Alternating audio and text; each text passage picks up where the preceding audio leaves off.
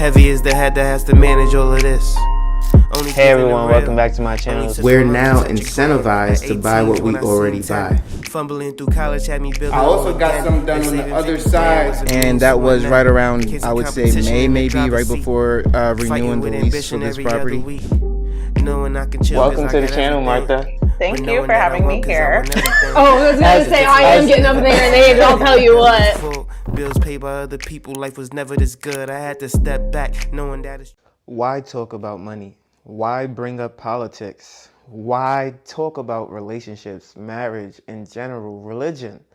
These are the things that we're not supposed to talk about, because actually having conversations with people, actually trying to formulate a mutual understanding without degrading one another is forbidden, because without us having our various differences and our various walks of life and our various creative frequencies, we cannot coexist, right? They don't want us.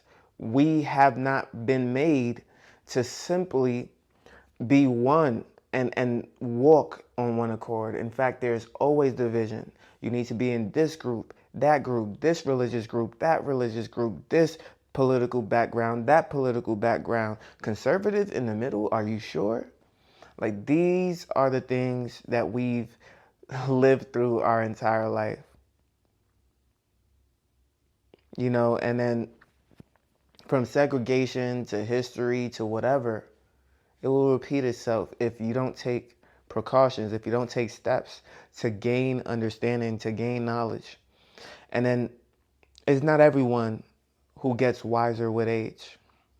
But for the most part, we hope that there are those able-minded individuals who are able to get together, formulate complete sentences, be able to articulate their points, and get their point across to the next generation and to their own peers as well. Why do I speak about money? Why is my channel called Investing for the Future? Why do I write Invest with Festus? It's very simple. Because I am a big advocate for financial freedom, financial literacy, financial independence.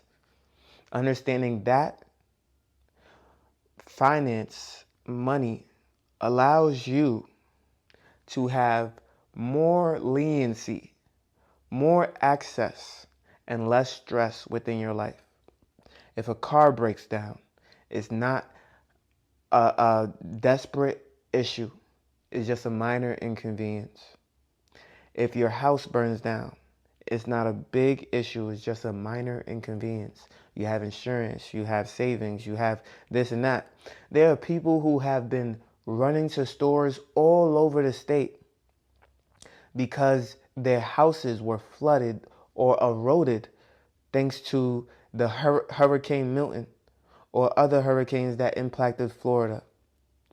To see people be able to pull out wads of cash, not knowing where they got it from. They could have taken out a loan from a bank. They could have sold all their remaining assets, cars, whatever, other houses. But however, which way they got it, they got it.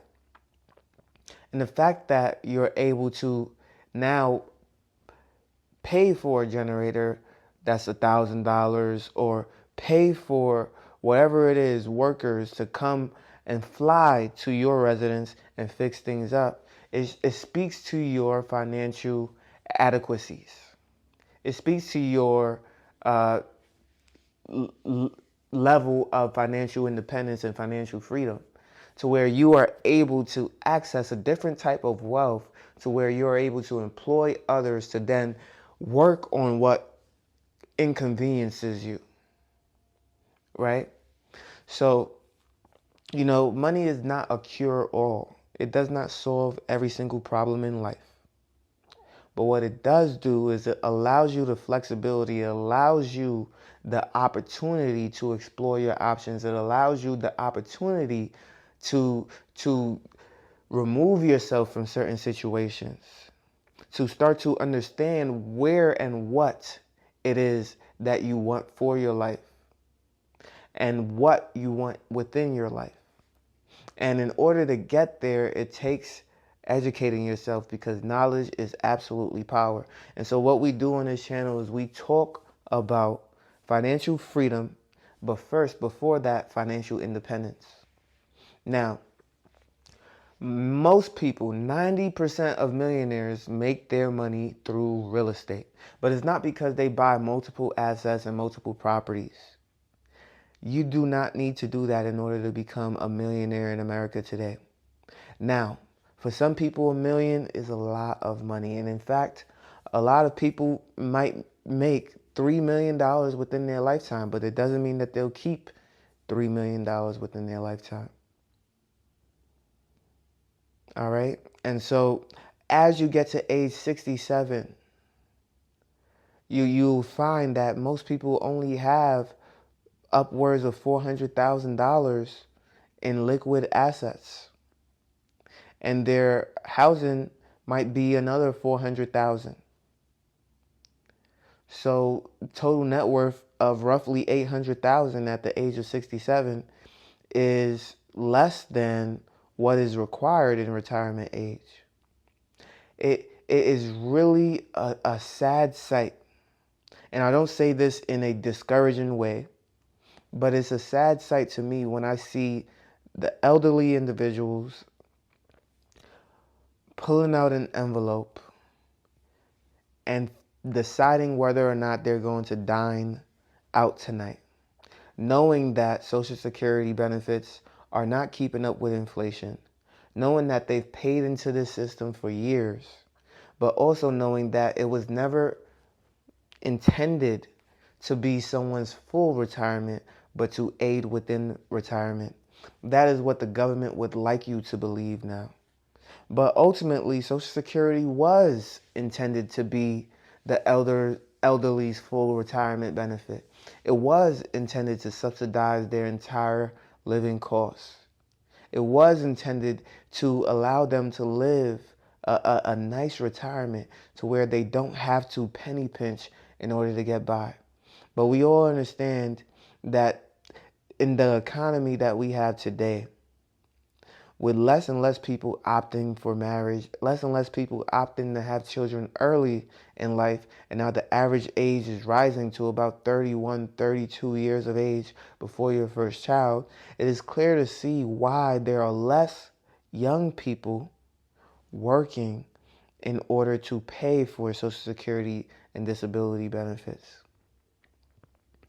And so if you don't want to be someone who has to open up an envelope and decide whether or not you're going to dine out in your later years, when you're supposed to be enjoying yourself, living your best life, out every day, hanging out with your friends, and not knowing how much time you all have left, after dedicating 45 years to the workforce,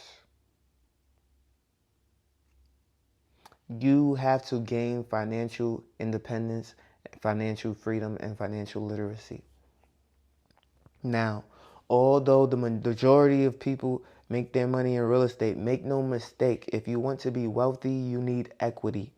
And we talked about equity before, but equity. And a lot of the times you can also gain equity within the stock market. Now, the stock market is where the wealthy thrive. It is also where, outside of your primary residence, the majority of people are going to have their most wealth. Because you might have something, even without your knowledge, that is called a 401k or Roth IRA. This can be used in many ways.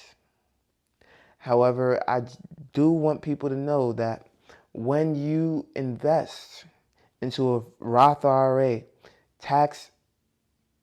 already tax-free because you paid your taxes up front, you are setting yourself up for a life where you will have to work until your later years, but then afterwards, you should be able to subsidize your entire life with financial freedom because of the Social Security that you're receiving, as well as the Roth IRA that you're receiving.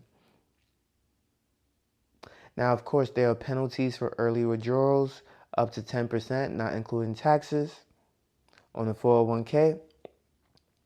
You can invest your 401k in other assets like real estate, doing different types of investment strategies, which we will not get into today.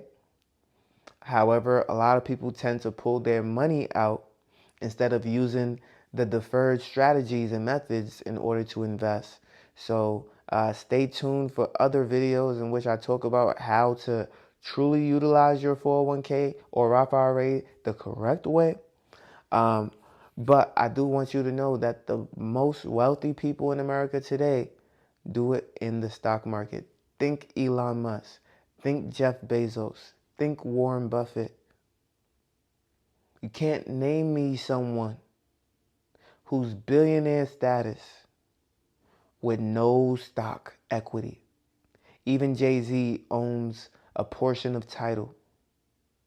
I'm pretty sure it's trading as a nationally traded stock in the market, or that he has several assets within the stock market as well.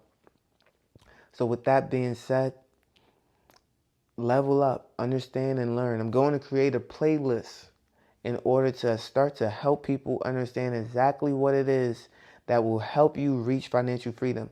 But you can start by looking at my financial freedom journey under 25 and how I made it to $1 million at 25 years of age. If you like this video, make sure you leave a like, comment, and subscribe to the channel. You know I try to post every single day at 8 a.m. daily on YouTube and Rumble and Spotify for podcasters, and I can't wait to see you in the next one. Peace.